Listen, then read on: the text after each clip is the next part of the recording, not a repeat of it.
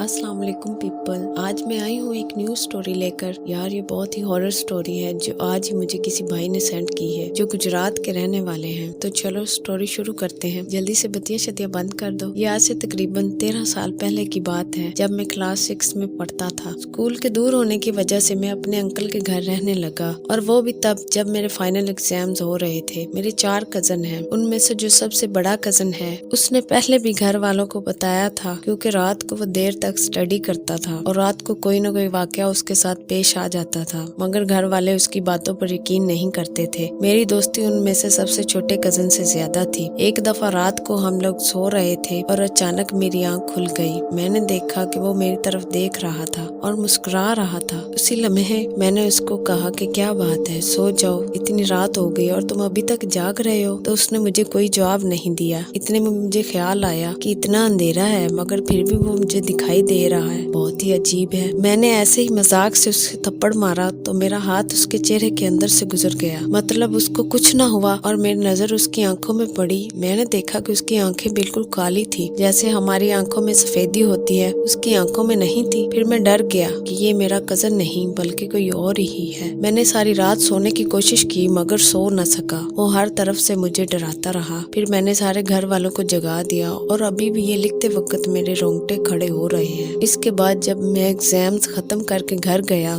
तो वहाँ भी उस चीज ने मेरा पीछा नहीं छोड़ा। घर में वो जिन था या परी कुछ कह नहीं सकता। वो मेरी अम्मी की शक्ल में आती थी और जब मैं उसको अम्मी कहता था तो अम्मी की आवाज इनके रूम से आती थी और जवाब देती थी, क्यों बेटा क्या हुआ। इतने में वो गायब हो जाती थी और मैं अपना मुंह चादर में छुपा लेता था, मगर जब तक वो खड़ी रहती थी तो मुझे उसकी रोशनी नजर आती रहती थी। एक दिन गर्मियों का मौसम था और हम सब लोग सहन में सो रहे थे। अचानक मुझे वॉशरूम में पानी चलने की आवाज आई। मैंने देखा कि अम्मी साथ वाली चारपाई पे सोई हुई हैं। मैंने अम्मी को आवाज दी और पूछा कि वॉशरूम में कौन है, पानी किसने चलाया है, वहाँ पर कौन है। अम्मी बोली कोई नहीं, हालांकि मुझे उसका साया दिखाई दे रहा था। इस तरह के कई वाकयात पेश आए और यकीन करो हर रात मेरे लिए अजाब बनकर आती थी। इसी तरह एक दिन जब मेरी दादी की बहन हमारे घर रहने आई, मेरे घर वालों ने उनको ये सब कुछ बता दिया। वो कहने लगी, बेटा ये परी है, तेरी अम्मी की शक्ल में आती है और अब की बार आए तो उसको बुलाकर पास बैठने को कहना। जब वो साथ बैठ जाए तो बिस्मिल्लाह पढ़कर उससे बात करना और उसको कहना,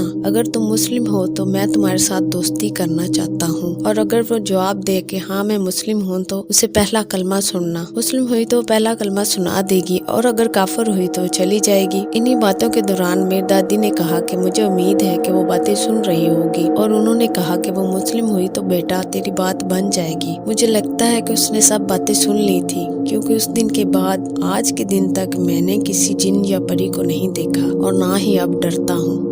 अरे भाई ये तो काफी हॉरर स्टोरी थी। आपकी जिंदगी के वो दिन तो बहुत ही मुश्किल होंगे और क्या पता अब भी वो आपके साथ ही रहती हो। अभी के लिए बस इतना ही। वीडियो अच्छी लगे तो इसको लाइक कर दें, सब्सक्राइब कर दें और अगर आपने कभी कोई जिन देखा है तो मुझे अपनी स्टोरीज पर मेल कर दो। ओके, अल्लाह हाफिज।